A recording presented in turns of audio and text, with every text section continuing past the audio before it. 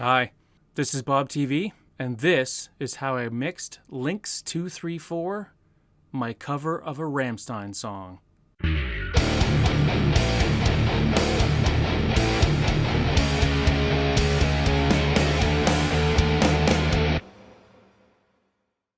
Alright, now we'll talk about bass. Where's the bass?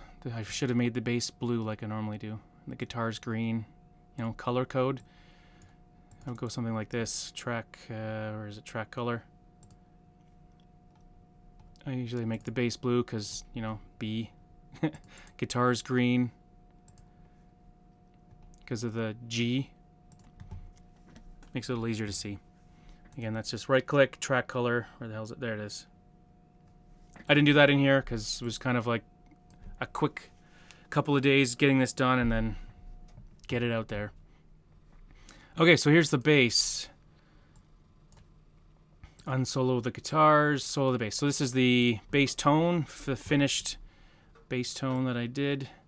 You can see I have a DI, so bass plugged directly into my interface like I showed you in my other video. Then I have the DI copied. This is an exact copy of the first one. And then this is a dirt channel. So this is what the bass sounds like. Oh yeah. Grunty. So that's my Schecter 5-string bass because that is a 5-string tuned to B for the open string. And I just chugged away on that for a while. That's most of the riff anyways, but so I'm going to turn off all the plugins. And because this is a copy, I'm just going to mute it anyway. This is what the bass sounds like with nothing on it, just the straight direct track.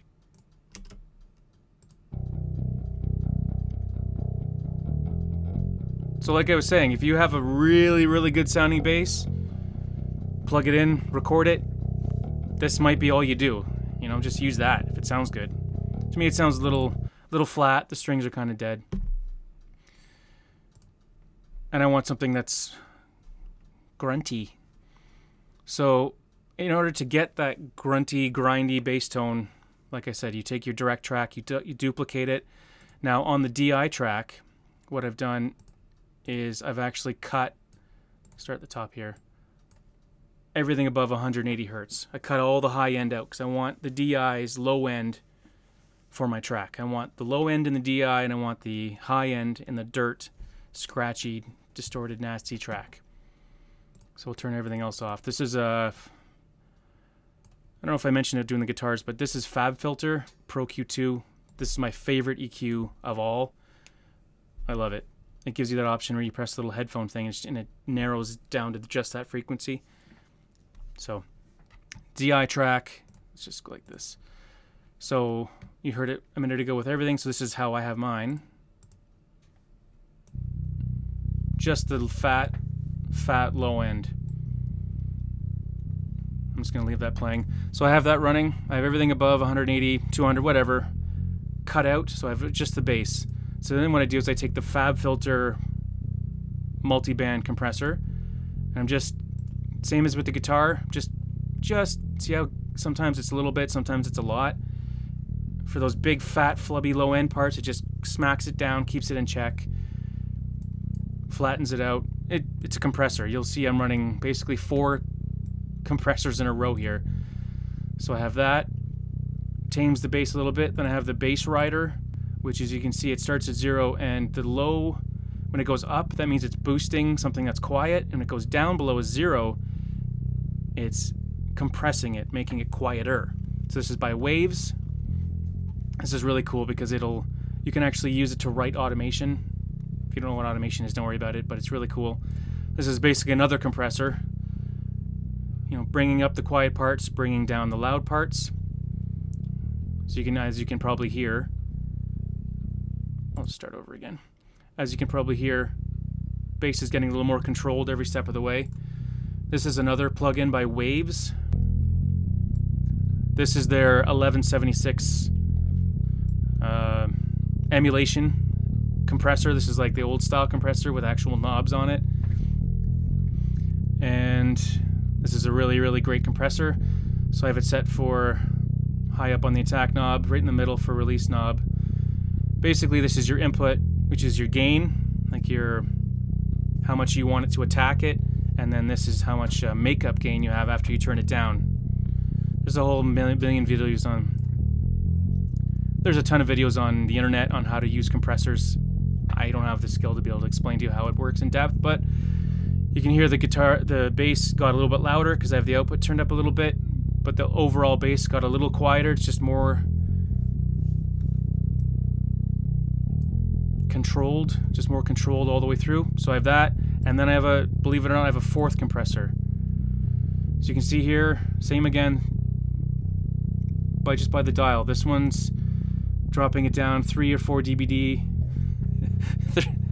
3 or 4 dB at a time, and then I'm bringing it down even more. I'm dumping out another 3 or 4 dB. So this thing is just like a flat, thick chunk of low-end bass, so it's consistent. Let me start that over again. Consistent chunk of bass, so nothing's jumping out too crazy.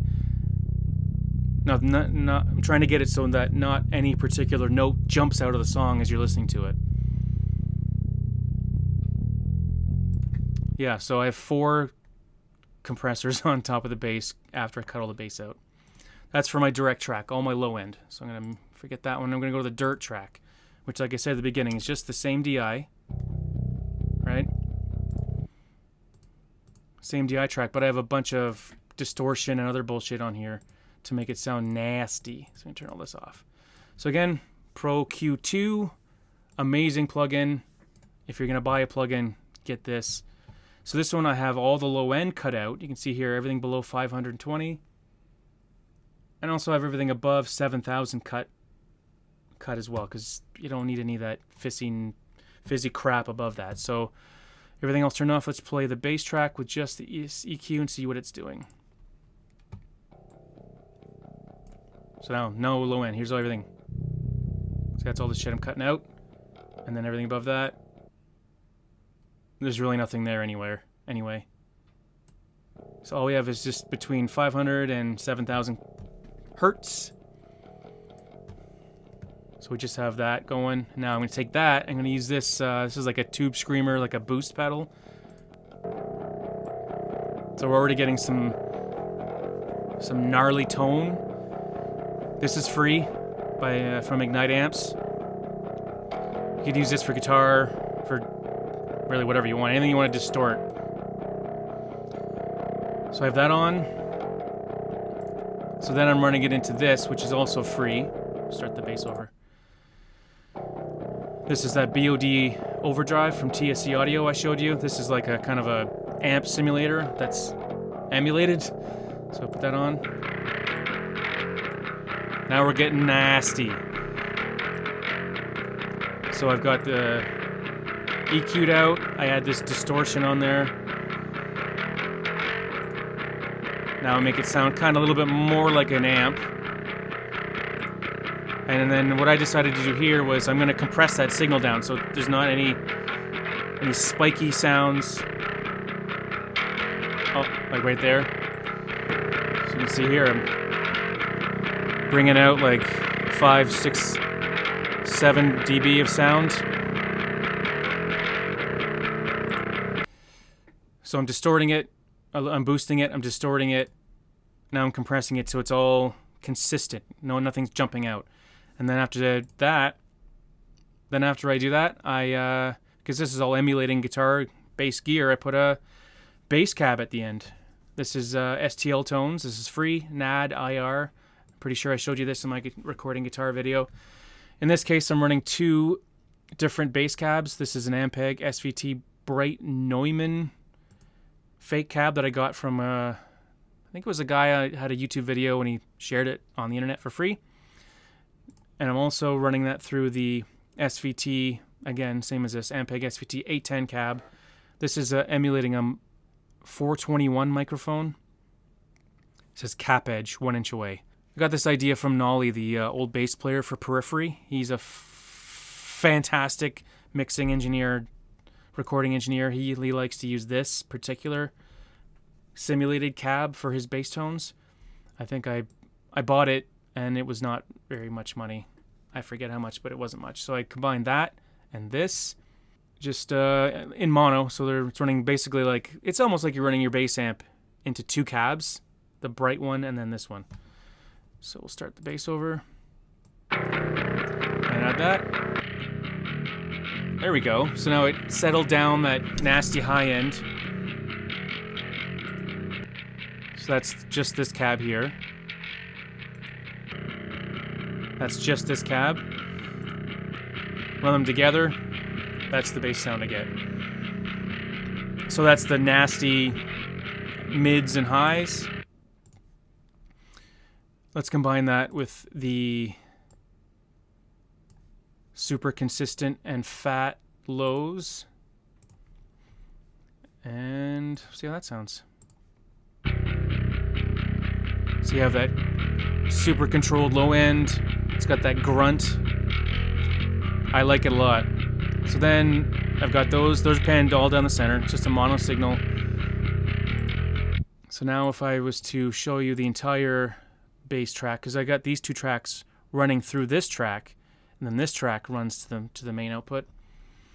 So let's see what I have on here. More of the same. So let's turn this on, turn these off. So now I'm combining the low end and the mid, grindy, gnarly, whatever you want to call it. So now I'm taking those 2 to put them together, and I'm EQing that as a whole. So let's turn this off. So what I'm doing is everything below 30 hertz. You don't need that.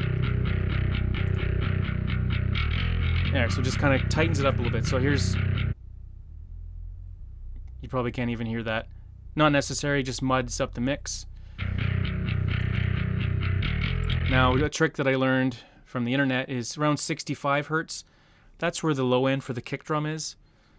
So what I do is I dip that out by, what is this here, 3 dB? Yeah, so I just dip out 65. That way when the kick drum hits at 65 hertz, there's a hole now. I'm pointing at the screen as if you can see what I'm doing. There's a hole right here for the kick drum. So let's play this. And yeah, that's where the kick drum is. Then I found that there was a bunch of nasally crap in the 400 hertz range. Hear that? Yeah, so you just kind of bring it up, bring it around. Yeah, see right around there. Find out where it is and then just bring it down. Whatever it needs. For me, it was almost 5 dB to cut that out. And then that's it. Now, I'm running both of those channels into the bass bus, and I want to kind of keep them now compressed together, consistent together. So I'm actually putting another Waves CLA 76 black compressor on there. That's just to level them out. So for some reason I miss something somewhere, something jumps out. So we'll just run this before. And this is only going down to 1 decibel, middle attack, high up on the release. It's not boosting it, it's not dumping out a lot. Just anything that kind of comes out now that the 2 are mixed together, anything that jumps out, 1 decibel. And then on top of that, I have this. This is the iZotope Ozone Harmonic Exciter. This is super cool. I use this tool by iZotope, and I use their mastering plugin. They're not that much money now. This just adds harmonic excitement to whatever you put it on. I can't really explain it any better than that, but it's a cool thing, so we'll leave it off. And I just have it a little bit low end, tiny bit on the mids, tiny bit in the highs. Now it does make it a little louder as well. It just kind of adds its excitement. So I put that on the end of most of my stuff just to do that. And there's no reverb or delay or anything like that. That's the bass tone, baby!